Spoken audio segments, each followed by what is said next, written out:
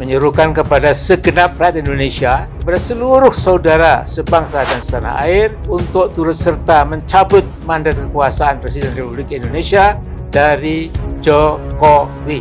Jangan berontak, kritik silakan, tapi jangan Anda merontak lalu menyatakan ini harus jatuh di luar cara-cara yang sah. Karena apa? Karena kalau itu dilakukan akan menimbulkan kekacauan yang menyesarakan rakyat. Apa? Artinya negara ini harus dijaga, karena begitu Anda ngaco negara, seluruh rakyat akan menderita. Mosi tidak percaya dan cabut mandat Presiden Jokowi. Sehubungan dengan masifnya dugaan pelanggaran konstitusi yang terjadi dan dilakukan oleh rezim Jokowi, termasuk pada dugaan penjegalan pencapresan Anies Baswedan, tertanda Profesor Amin Rais, kedua Dr. Alfian Tanjung MPD atau Ustadz Alfian Tanjung Makanya kemarin saya ketemu Anies 2 kali, itu serang aja. Soalnya saya samperin, saya bisikin, Nis, Bang Anies, gue bantu lo, tapi gue nggak deket-deket sama lo ya. Tapi kalau lo nggak belain Islam, gue nggak jadi bantu lo. Maksudnya apa Bang Alfian? Ya nggak mau gue bantuin, ngapain? Ya udah. Nah, kalau mau menang ya belajar dari Taliban. Sekarang kalau sampai Pak Anies Baswedan menang, ya, dan jaringan yang saya bangun selama hampir 40 tahun juga nanti saya akan bilang, pulihkan Hizbut Tahrir, pulihkan Hizbut Tahrir. Hizbut Tahrir Indonesia itu sudah dibubarkan. Kok gerakannya masih ada? Kok tidak ditangkap seperti PKI? Organisasinya dibubarkan, orangnya ditangkap, diadili. Oke, saya bilang itu buktinya bahwa pemerintah sekarang itu baik.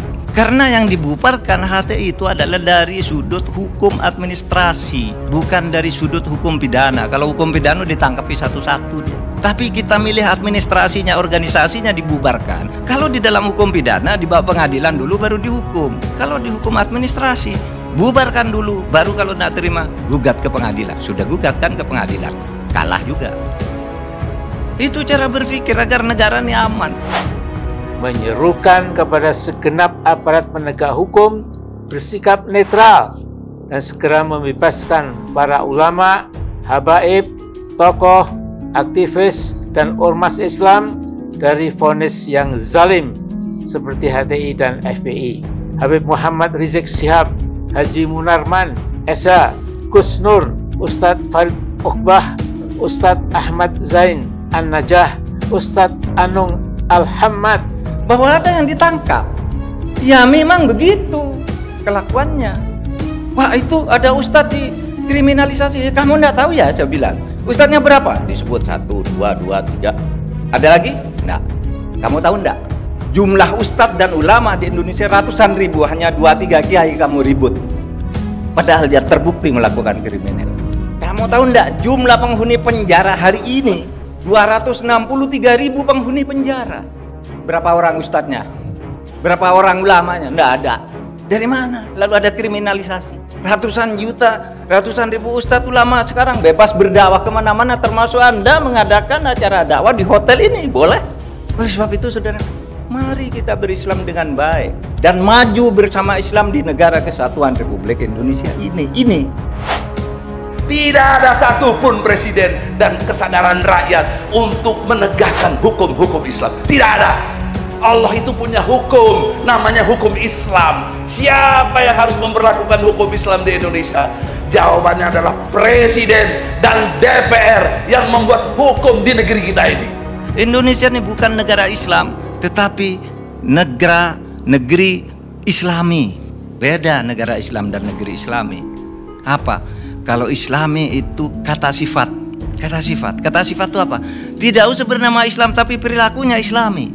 Kejujuran, orang rajin beribadah, orang toleran terhadap yang lain. Itu Islami, tidak harus menyebut negara Islam, tidak harus menyatakan memberlakukan hukum Islam. Substansi hukum Islamnya itu dilaksanakan. Al-ibratu fil Islam bil jauhar, la bil madhar. Patokan dasar dalam perjuangan Islam itu substansinya, bukan simbol-simbolnya. Tapi presidennya sudah 7 kali ganti presiden, DPR-nya, MPR-nya sudah ribuan berganti. Hingga hari ini hukum Islam tidak tegak. Itu mengapain mereka jadi presiden dan DPR tapi tidak komit, tidak menghadirkan Allah dalam konteks keindonesiaan. Padahal di dalam Islam yang kemudian diambil sebagai dasar oleh hukum modern itu ada dalil bahwa hukum itu berubah, berkembang sesuai dengan perubahan zaman, tempat, dan waktu. La yungkaru taghayyurul ahkam bitaghayyuril azman wal amkan wal awaid. Tidak bisa diingkari sejak dulu. Hukum itu selalu berubah kalau zamannya berubah, tempatnya berubah, budayanya berubah. Oleh sebab itu hukum tata negara Indonesia yang berdasar dari sumber ajaran Islam itu bisa kita buat sendiri. Orang Mesir buat sendiri kok, mak kita Saudi Arabia buat sendiri. Pak, di negara Islam itu tidak ada korupsi. Lah, di Saudi Arabia korupsinya banyak. Itu pangeran-pangerannya baru ditangkap. Pak, kalau berlaku hukum potong tangan aman negara. Lah, di Saudi Arabia tiap hari Jumat ada orang dipotong tangan, berarti hukum sudah berlaku, masih ada orang mencuri juga. Itulah perlunya negara. Itulah perlunya hukum. Cobalah, saya katakan Anda itu kan sedikit. Kalau ditantang untuk berdebat ya, tidak ada yang mau. Cobalah, saya tantang nih. Habis saya ngomong gini, siapa yang berani membantah dalil-dalil ini tadi? Siapa?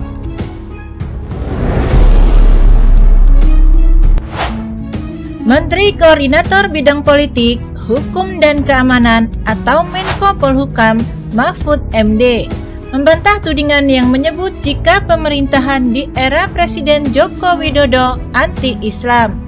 Mahfud MD menegaskan, semua jajaran di pemerintahan tentunya rajin beribadah. Bagaimana bisa bilang anti-Islam? Wong presidennya rajin sholat, menteri-menterinya puasa Senin dan Kamis. Ucap Mahfud MD dalam YouTube Sekretariat Kabinet, dikutip Sabtu 3 Juni. Mahfud MD menceritakan pengalaman berkesannya saat bertugas bersama Presiden Jokowi.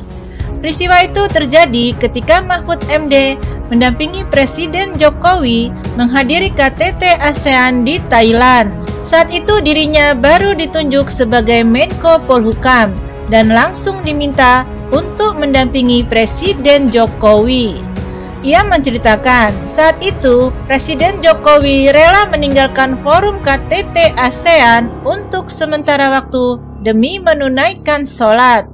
Dirinya mengaku kaget, sebab saat Presiden Jokowi pergi, dia terpaksa menggantikan Jokowi untuk duduk bersama pimpinan negara lainnya. Kemarin saat di Kamboja juga begitu. Waktu makan siang 1 jam, Pak Jokowi makan 20 menit saja.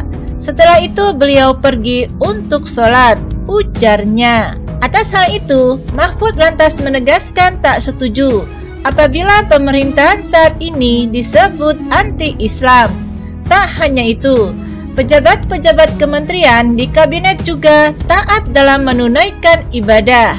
Saya ini saksi, saya sering ikut Pak Jokowi, kalau bekerja waktu sholat, ya sholat, tutupnya.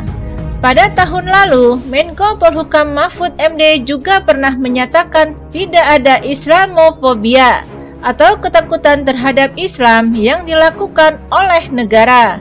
Dia menyampaikan hal tersebut saat bicara dalam peringatan Hari Santri Nasional 2022 di kantor Kemenko Polhukam. Tidak ada lagi rasa takut terhadap Islam karena tidak ada Islamofobia di negara ini yang dilakukan oleh negara, kata Mahfud dalam sambutannya di kantor Kemenko Polhukam Jakarta Pusat. Dia kemudian bicara prestasi para santri. Menurutnya, santri bisa melesat cepat karena tidak ada Islamofobia di Indonesia. Kaum santri bisa melesat melalui mobilitas vertikal yang lebih cepat. Justru karena tidak ada Islamofobia di negeri ini, kata Mahfud MD. Mahfud mengatakan Islamofobia jika ada hanya di lingkungan antar warga. Dia menyebut fobia itu bisa saja bukan hanya pada Islam, tapi agama lain. Maka di masyarakat juga ada Buddha-fobia, ada Kristen-fobia, dan ada Hindu-fobia. Bukan hanya Islamofobia kalau tingkah laku perorangan di masyarakat. Tapi negara dan bangsa ini tidak punya Islamofobia sama sekali, ucapnya. Harus diingat bahwa para ulama dan santrinya sudah berjuang baik fisik maupun politik konstitusional untuk membangun dan mempertahankan NKRI yang berideologi Pancasila, sambungnya. Dia menyebut banyak tokoh nasional yang punya latar belakang santri. Menurutnya, tokoh-tokoh itu naik bukan karena nepotisme.